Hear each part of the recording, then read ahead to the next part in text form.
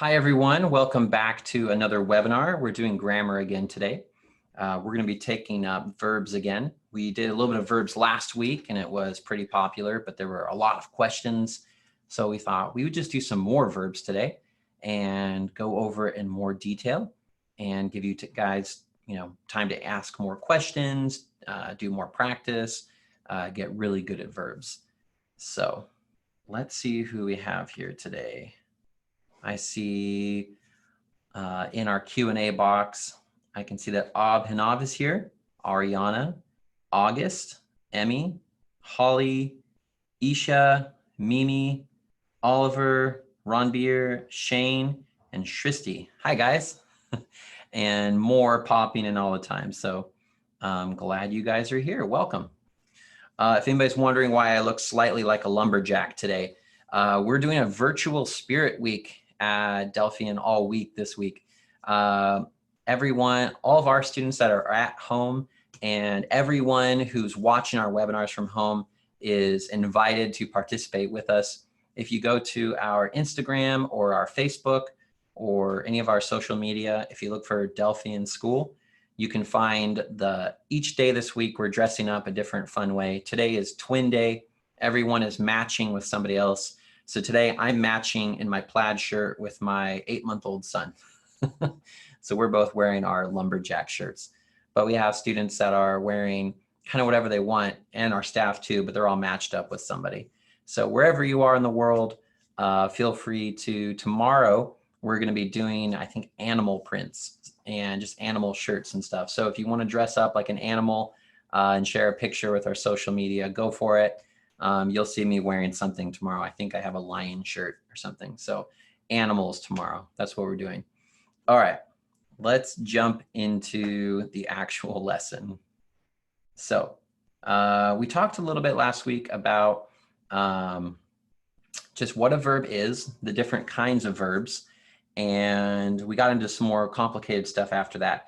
So we're gonna really quickly recap just what a verb is and the types of verbs, and then we're gonna go into in more detail some of those other subjects we were talking about.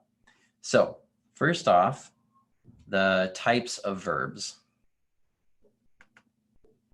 Okay, so the two types of verbs that we're going to be talking about are action verbs and being verbs.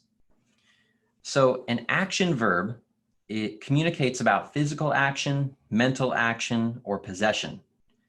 And we can look at these following examples. Physical action is the most common type of verb that we're most familiar with. The examples here: Austin ran to the store. Tony jumps higher than anyone else does. Joe found his sister in the gym. I threw the ball as hard as I could. Maggie eats salad every day. So those are all the simplest types of verbs that we probably studied maybe in elementary school, where it's just you're physically doing something. Any kind of motion or things that you do with your body are verbs. Now, the slightly more complicated type of action verb is when you're doing things with your mind. I remember now where I left my keys. She thinks about her grandmother all the time. Jenny considers that her sister is her best friend. The student decided to do a community service project. So these are all actions, but they're not things that you would maybe see the person doing, because they're things that you do with your mind, but it's still something being done. It's still an action. Thinking, remembering, deciding. These are all types of action verbs. The last type of action verb here is possession. And possess, again, means you have something or you own something. So my uncle owns 2 clothing stores.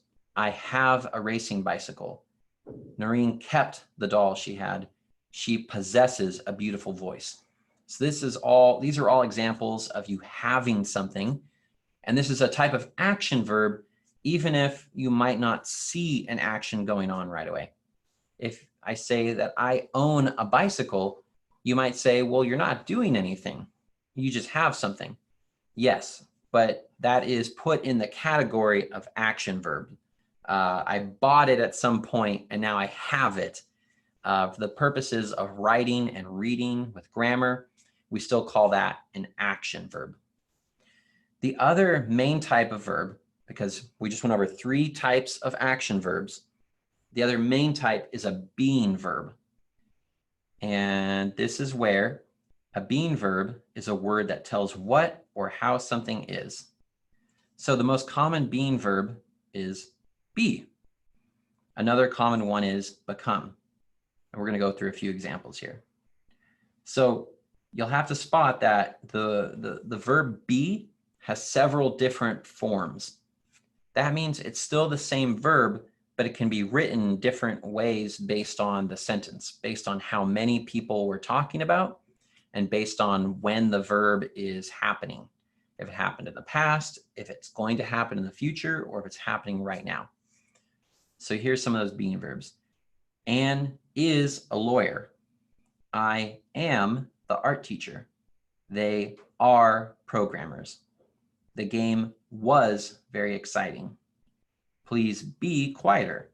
They were intelligent. And here's that other one where something can become. Will Joanne become a chef? The woods became silent. So those were all types of being verbs. And that last one, become, sometimes that one can get mixed up with an action verb. Because when you say will Joanne become a chef? I'm just acknowledging it kind of sounds like an action, but the way the people that have written down how all of our grammar works out there in the world have decided that that's really more of a being verb. It's more of something that you are, or a way that you are, and not as much of a doingness with either your body or your mind. So become is a being verb, not an action verb. So there's a few other types of being verbs, and these ones can be kind of tricky. This is where we are, and again, this is all just recapping things that we talked about last week, if you were here last week. If you weren't here, we're just going to go over this pretty quickly, but these are all other ways that you can be, not actions. So Andre seems happy today. Seems here, Andre isn't really doing anything. It's describing a way that he is. The canary appears to be ill. Again, the canary isn't doing something there. We're describing a way that the canary is. The cake tastes great. So the cake didn't do something there. We're describing a way that the cake is. It's kind of something that the cake is being. So if this was like Harry Potter and the cake could come alive and bite things, you could say that the cake tasted something else. But since the cake is not alive and it can't go and bite or eat things, here it's not an action verb, it's a being verb. It's a way that the cake is, not something that the cake is doing. So you have to spot sometimes that a verb can be a being verb or an action verb. And it's really based on the sentence and what's happening in the sentence right now. Here are some good examples. So here are verbs acting as a being verb. The canary appears to be ill. So the canary didn't do anything there. We're describing a way that the canary is. It right now appears to be ill. But let's look at it as an action verb. Ellen appears in the lead role in that new play. So Ellen is doing something. She's going to be, well, there she's appearing. She's doing the action of appearing in the play. The cookies smelled wonderful as they were baking. So the cookies, again, kind of like our monster cake we referred to earlier, the cookies are not alive. They can't go smell something. We're describing a way that the cookies are. The cookies smell wonderful. It's something, it's really more like something that they're being or something about them, not something that they're doing. But here, the baker smelled the cookies burning. So the baker is doing something. That's what makes the difference between an action and a being verb. Last example here, that board feels rough. Or you can feel how smooth the table is. So that board feels rough. We're describing a way that it is, so it's a being verb. Or you can feel how smooth the table is. You're actually doing something when you feel the table, so it's an action verb. I hope that makes sense. If you have any questions about that, go ahead and ask them in the Q&A box. But if there's no questions on that, we'll move on to the next part. So I'm just going to give you guys a second. If anybody has any questions, you can go ahead and ask them now by typing them into that box at the bottom of your screen. Okay, so opening it up. There's a lot of people that are saying hi at the beginning. Hi, Shristi. Hi, Isha. Hi, Ariana and Emmy. Hi, Isaiah. All right.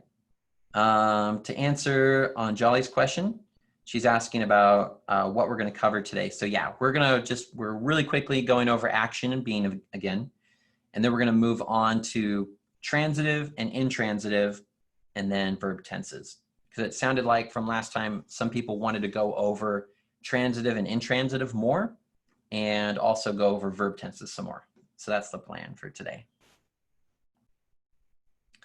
Another person asks, where can you get the book? So if you go to heronbooks.com, some of these books are available. We're just giving them away for free right now. You can download them for free. And some of them are on sale at heronbooks.com. I'll go ahead and write that so you can look at that website if you want to after we're done.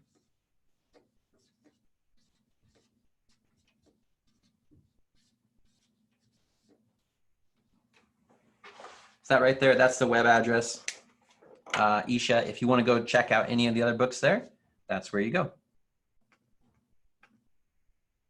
And Anjali asked, how's my day going? My day is going great. Thank you. All right. So is everybody else good on being and action? It looks like everybody else is good on that. So let's move on to transitive and intransitive verbs.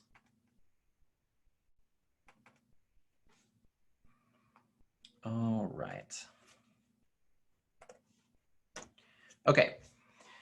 So a transitive verb expresses an action being received by someone or something. What does that mean? The basic part of this word that really gives us a clue as to what we're talking about is where it says transitive and intransitive. The basic root of the word transitive that we're talking about here is that trans means kind of going across to something else. When we're talking about transitive verbs, we're talking about verbs that are action verbs, that the action of the verb can go from something at the beginning of the sentence, a noun or a pronoun, that'll go over and affect something else. Right here in the book where it says, the someone or something receiving the action is called a direct object. Now, the reason that term is in bold there is because it's a new word we haven't talked about before, but it's pretty simple. An object here doesn't just mean a physical object. Like this marker is an object. We can all agree on that. In grammar, an object is really anything that you can do something to or that can receive something.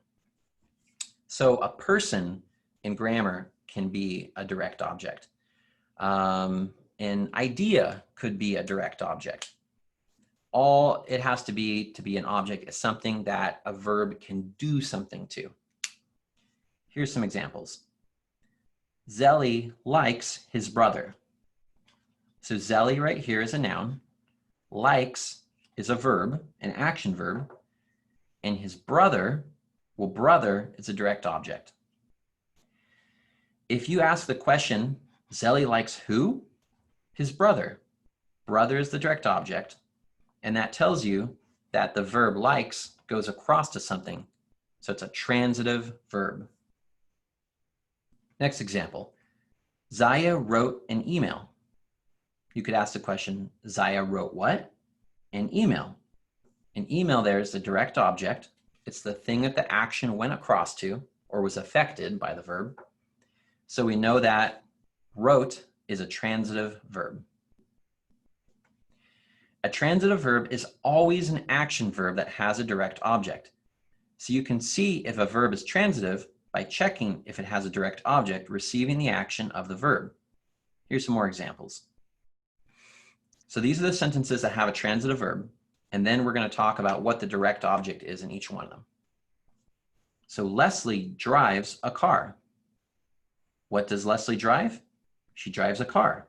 So car is the direct object, and we know that drives is a transitive verb. Suko has a cat. What does Suko have? He has a cat. So cat is a direct object, and that proves to us that has is a transitive verb. Here's a few more. Javier plays the violin. What does Javier play? He plays the violin, so violin is a direct object. The dog smelled the meat. What did the dog smell? She smelled the meat, so meat is the direct object. Notice that a direct object usually comes right after the transitive verb. So that's a little clue. Not always, but a lot of the time, when you have a transitive verb, it'll be going right over to the direct object that it affects. Because this is kind of one of the most basic, simplest forms of a sentence you can have. Most sentences in English start with a noun or pronoun, then there's a verb, and very often there's a direct object. It's the thing that the verb is affecting.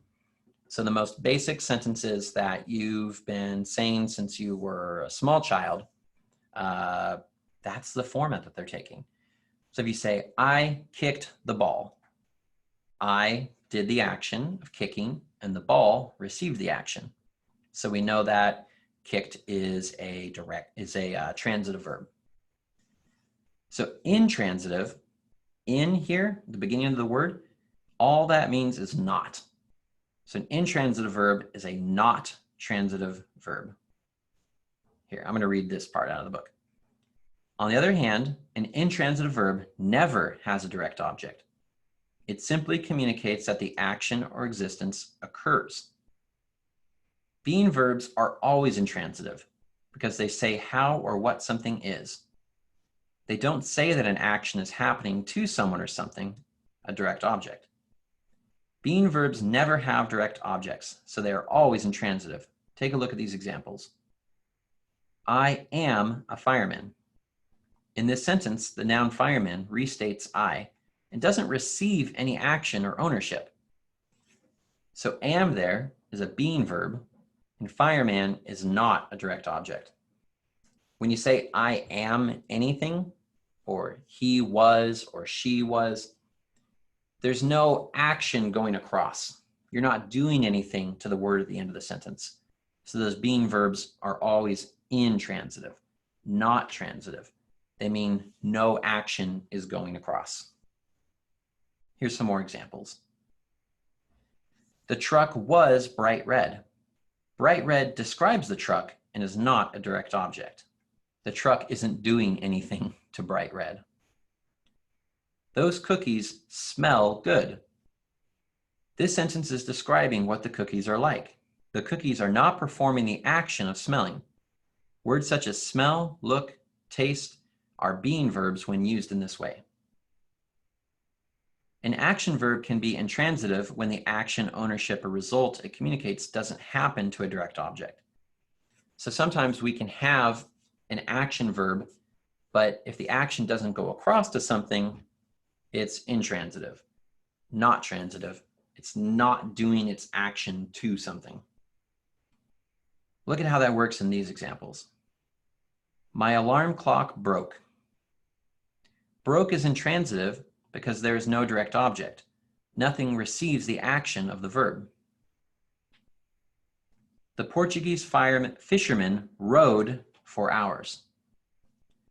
So rowed is intransitive. The sentence doesn't say that the fisherman rowed a boat or anything else, so there's no direct object. Now, this kind of sentence can be a little bit tricky because we do see a noun afterward. We see the word hours after rowed. But the Portuguese fisherman didn't row the hours. He didn't actually do the action of rowing to the hours. So you shouldn't think that that's a transitive verb there. It would only be transitive if it said what he rowed, if the action of rowing went to another word. So again, if it said the Portuguese fisherman rowed his boat, then boat would be receiving the action, and that would make rowed a transitive verb. Giselle looked around frantically. Looked is intransitive because there is no direct object. It's not saying that she looked something. Basically, Giselle looked, and then around frantically describes how she looked. But the looking isn't being done to something. Actually, many action verbs can be transitive or intransitive depending on the sentence. Let's compare the following pairs of sentences. Alice sings well. So that's intransitive because Alice did not sing the well. The well just describes how she sings. On the other hand, if you look right here next to it, Alice sings a song. That's transitive because she sings a song. The action of singing goes over to song, and song is what she sung. The musician plays beautifully. Intransitive because beautifully is just describing how the musician played. The musician plays his instrument every day. So it's transitive because it says what he plays, his instrument. Annie screamed in delight. Did Annie scream the delight? Did she do something to the delight? No. She screamed, and in delight just says how she screamed. It's basically a describing word. But on the other hand, Annie screamed thanks to Bob. So if I yell out to somebody, thanks, really loud, then thanks is what she screamed, so it's transitive. An intransitive verb can be followed by other words, but not a direct object. So he ran after the car. After the car tells where he ran, so ran is an intransitive verb. The children played enthusiastically. Played is an intransitive verb here because enthusiastically describes how the children played. The children played with the ball. So this is probably the trickiest one we're going to go over. Ball may seem to be a direct object, but with the ball describes how they played. That means played is an intransitive verb here because it has no direct object. You'll notice it says the children played with the ball. It doesn't say the children played the ball. That would sound weird too. So let's do some exercises now to kind of practice all of that we just went over. So we're going to look at transitive and intransitive verbs and sentences. I'm going to point some of these out, and in the Q&A box, I want you to say what the transitive or intransitive verbs are. So just in this first sentence, A, next month, I can take the test for a driving permit. What we want to look at here is what is the verb and what is the direct object, if there is one. If it's an intransitive verb, it won't have an object. It won't go across to something. But if it's a transitive verb, the action will go across to the thing, and I want you to call out in the Q&A box what the direct object is. So next month, I can take the test for a driving permit. What is the verb and what's the object? Go ahead and write your answers in the Q&A box.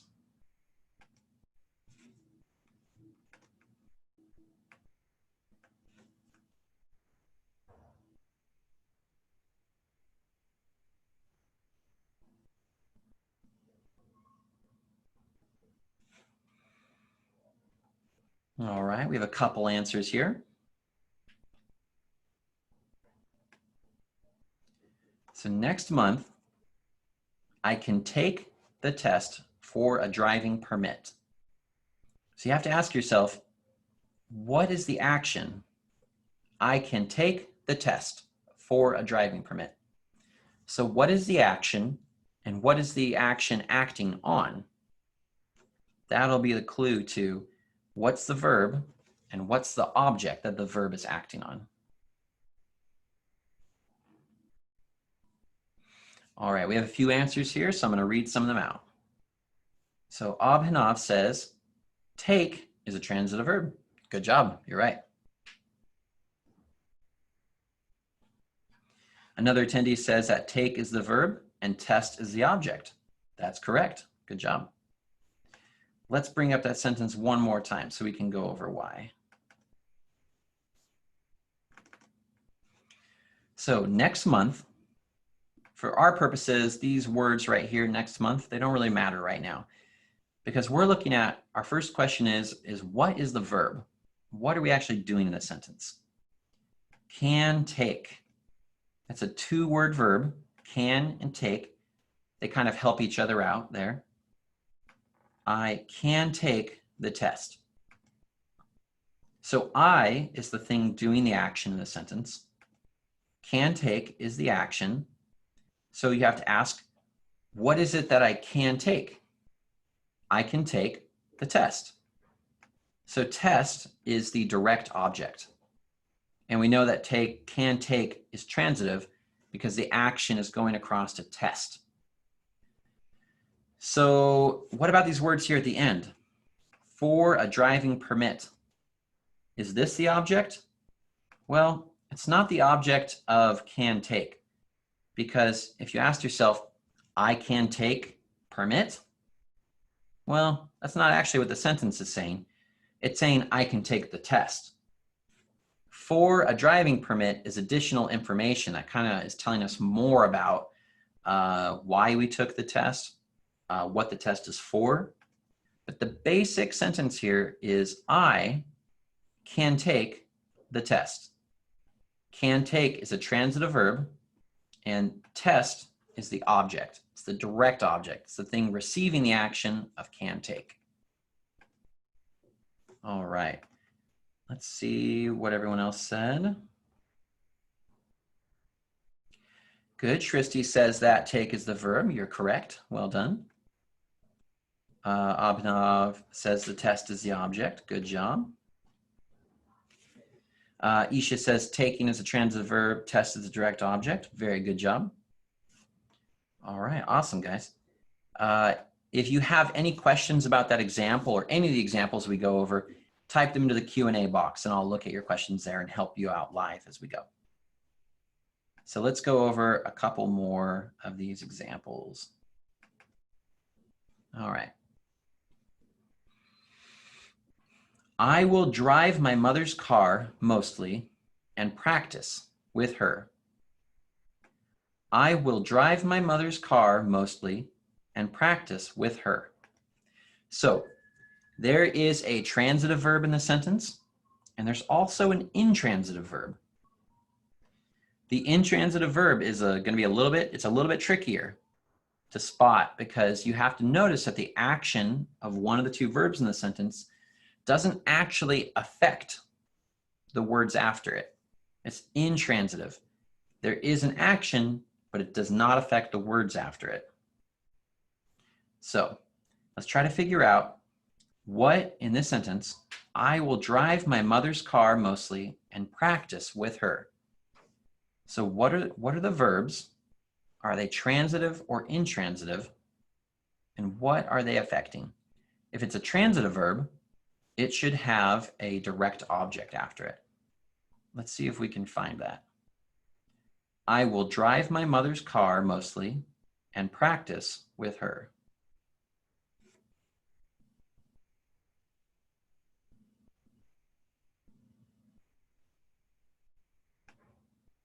All right, looks like we're getting a few answers are coming in here. Let's see what we all had to say.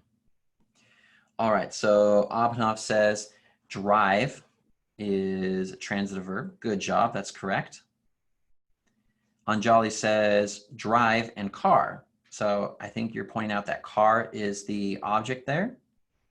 I think you're right. I think that's a good job. Let's look at it one more time. I will drive my mother's car. Yeah. So that's the word that's doing the verb in this sentence. Will drive is the transitive verb because we have an action there. And then car is what I'm driving. Car receives the action of will drive. So it is the direct object. Now, can we spot the other verb in this sentence? I will drive my mother's car, mostly, and practice with her. What's the other verb here? Is the second verb transitive or intransitive? And does it have an object after it? Let's see what else we're saying.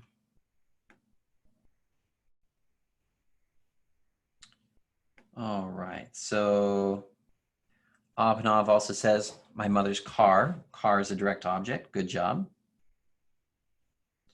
Shristi says that drive is the verb. Good. Object is my mother's car. That's correct. Well done.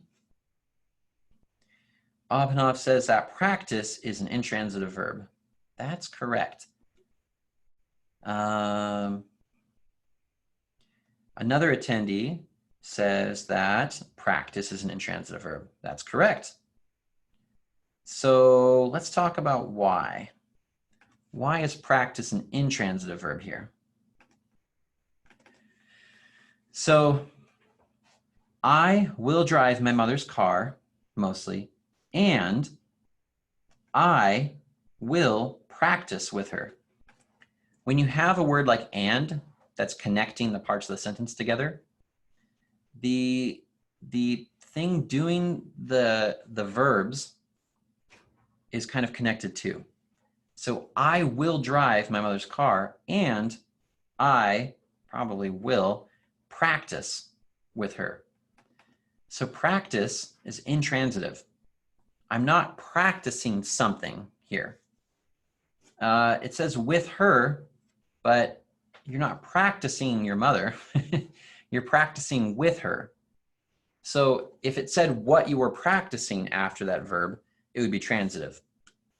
If it said, I will drive my mother's car mostly and practice driving with her, then practice driving would be the object there. But there's no object after practice. So I will drive is transitive, and practice is intransitive. If you guys have any questions about that, go ahead and ask there. But it looks like most everybody sees that will practice is the intransitive verb. So really good job. Well done. All right, we have a little bit less than 15 minutes left. So we're going to move on now to verb tenses and try to cover those for just a few minutes. So in our main book here,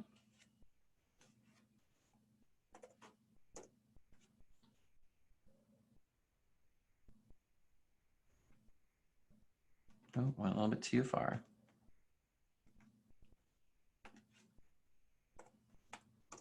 Okay, here we go, verb tenses. So the basic, this word here, tense. Some of you, if you were here last week, you'll know that the basic form of that word, where it comes from, is it has to do with time. When we're saying verb tenses, what we're really talking about is the times where a verb takes place.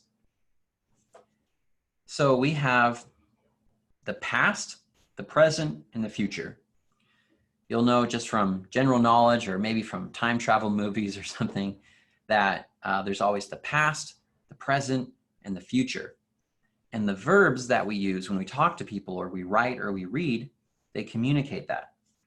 Again, grammar is all about communication, and we use grammar and we study grammar so that we can be as exact as possible. We want to be able to communicate better, and we want to be able to communicate efficiently. We often want to use as little time as possible to tell somebody else what we're trying to say. So being able to say when something happened is really important. So present tense. A present tense verb expresses something that is happening or existing right now. Here are two examples. Alex drives the group today. Alex is a professional driver. So in both these examples, we're talking about something happening right now. The first one is an action. Alex drives the group today. It's today, right now. The other one, Alex is a professional driver. So we're saying that this person is in present time a driver. That's their job or the thing that they do. It is also used to talk about things in general or things that happen repeatedly. Let's take a look. Teachers prepare lessons for their students every day. The children wake up at 7 every morning. So those are things that happen in general, like teachers prepare lessons for their students every day, like we do for our webinars, or the children wake up at 7 every morning. So that's something that happens over and over again, but the tense of that verb, the time of that verb, is present because we're saying each day, every day, that's something that happens in present time. Below you can see the basic present tense forms of the irregular verb sing. So let's go over that word really quickly. Regular and irregular. A regular verb is one that you can basically just add ed to the end, and that would make it past tense. Here's an example. So the word cook. If I say, I cook burgers, that's a present tense verb. If I want to tell somebody something that happened in the past, all I have to do is write ed on the end, and it becomes, I cooked burgers. There's a lot of verbs that you can just add ed to the end, and this part here is the present form of it, but if I add ed at the end, it becomes past. There's a lot of other, like let's say the word look. I probably thought of that one because it rhymes. Look is present tense, but if I add ed, looked, it becomes past tense.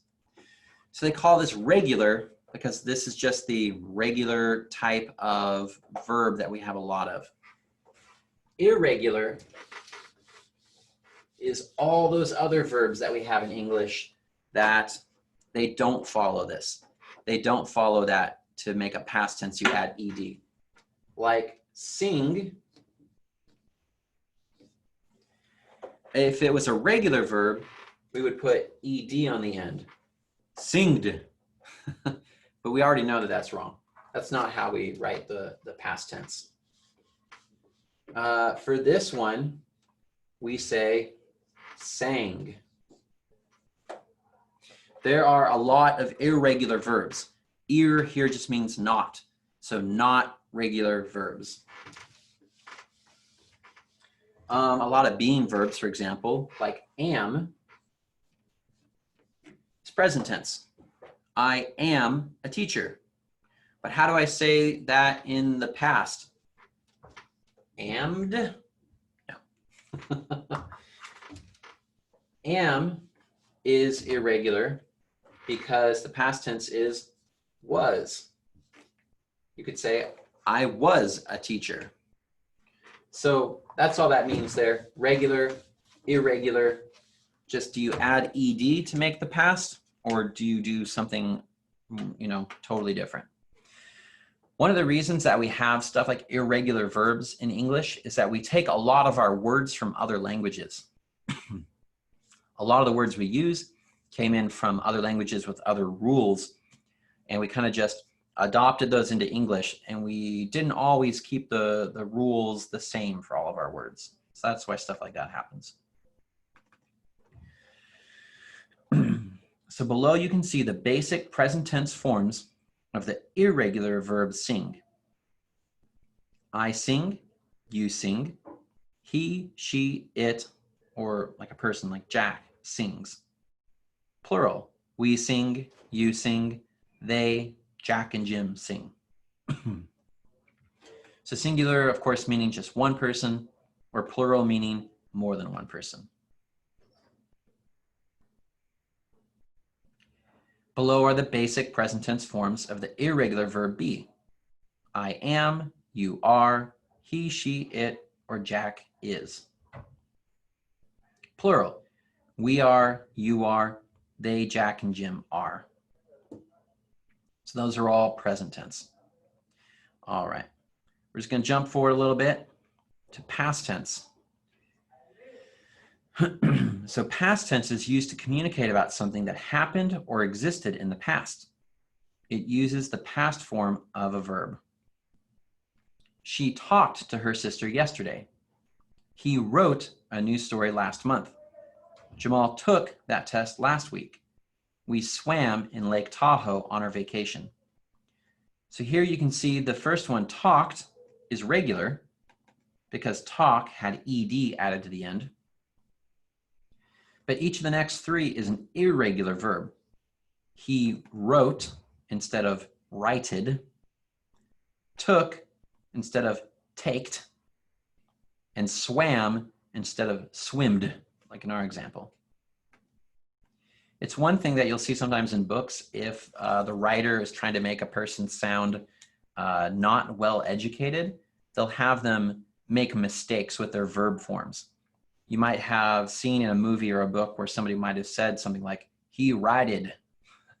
They're just trying to communicate by having the character do that their English grammar is not as educated as other people's might be. Here's what sing looks like in the past tense. I sang, or we sang. You sang, you sang. He, she, it, or Jack sang. They, Jack, and Jim sang. So some verbs, like this one, it's the same for every form, whether it's a person talking about themselves, a person talking to somebody else, or a person talking to somebody else about a third person. All right, because we're almost out of time, we're just going to jump forward to the future tense. The future tense is used to communicate that something will happen or exist in the future.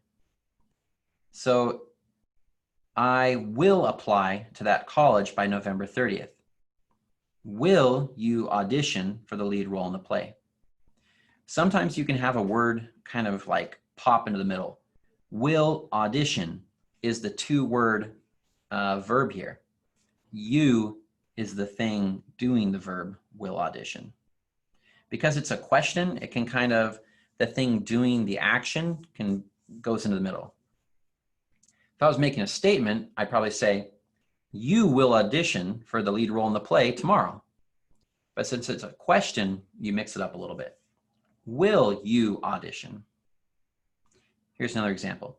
Sam will find the answer to the mystery just before the book ends. We won't go to the party this year. And won't, of course, means will not. In older or more formal English, the future can be formed with shall plus the basic form of the verb there. You might have seen in older books, you'll see this word shall sometimes. I shall visit you next month. We shall become good friends. Shall I save you a seat for the performance? So you'll see that in kind of classic books or older books. You won't hear that very often in modern day. So here's a few more of those verbs in future tense. I will sing, or I shall sing.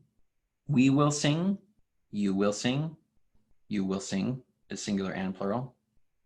And for third person here, he, she, it, Jack will sing. They, Jack, and Jim will sing. So yeah, that was kind of a very quick overview of the tenses there. We always, the time flies when we're covering this stuff. So if you have any questions about that, go ahead and ask them in the Q&A box. I hope you learned a little bit here about tenses today, in addition to transitive and intransitive. If you're interested in learning more about all of these types of grammar, we're going to keep on doing probably some more grammar a little bit here and there every week. Tomorrow we're talking about modifiers. So modifiers can be a little bit tricky sometimes, but they're also a lot of fun. They give you a lot of the, they make what you're talking about more interesting because you get to describe stuff more. So if you're interested in doing modifiers, you can come by tomorrow. And then the rest of the week, at the same time, we're going to be doing some writing seminars. We're going to be talking about writing letters later in the week, or writing formal professional emails, because those are definitely skills that help you in the business world, help you get a job, help you keep a job. And also, it's just kind of fun to write letters, especially while we're all at home. So I'm going to actually write a letter live with you guys later this week. And we'll talk about, if you've never done this before, how you address a letter, how you do all that and send a letter, because some young people today have never done that before. Some of you might have, but if you haven't and you want to know how to do that, you can tune in later this week for that. So yeah, I hope this was informative and enjoyable. I hope we'll see you all back tomorrow wearing animals or animal print. So we'll see you guys later.